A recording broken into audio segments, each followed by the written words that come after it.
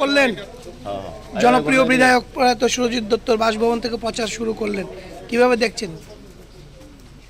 গতকালকে ভারতীয় জনতা পার্টির কেন্দ্রীয় নেতৃত্ব এবং রাজ্য নেতৃত্ব আমাকে রামনগর বিধানসভা কেন্দ্রে উপনির্বাচনে প্রার্থী হিসেবে ঘোষণা করেছেন। অত্যন্ত আনন্দিত এবং খুশি।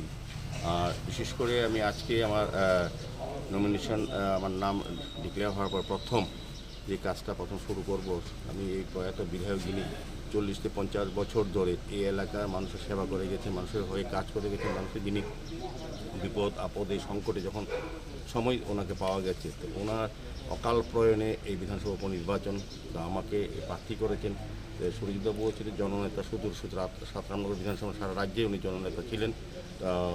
আমার প্রথম আমি মনে করেছি, আমার মনে হয়েছে যে ওনার আশীর্বাদ নিয়ে এই রামনগরে আমার কাজ করা উচিত।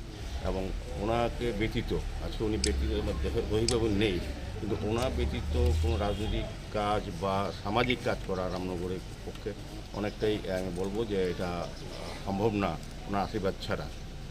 আজকে আমি আজকে আমার প্রথম কাজ শুরু করার আগে আমি প্রয়াত জননেতা রাজ্যের এবং বিধানসভার যিনি সুরজিৎ সমুদায় হিসেবে আমরা যারা জানি, ওনার শ্রদ্ধা ওনার জানিয়ে ওনার আশীর্বাদ নিয়ে আমি কাজ শুরু করেছি। ওনার সঙ্গে ওনার ছোটো ভাই যিনি সবসময় এই রামনগর বিধানসভার সমস্ত অংশের লোকের সঙ্গে যুক্ত আছেন, আমাদের মহন্ত দোয়াল দত্ত যিনি, আমি মহন্ত হিসেবে রাখি, ছোটো চাকরি সমুদ্র মহন্ত এই বাড়ির সঙ্গে আমার যোগাযোগ আছে। আমার প্রথম যে প্রত্যেকটি পরিবারের সঙ্গে আমিও যুক্ত আছি, তা আমি আশা করব তাদের প্রত্যেকের সহযোগিতা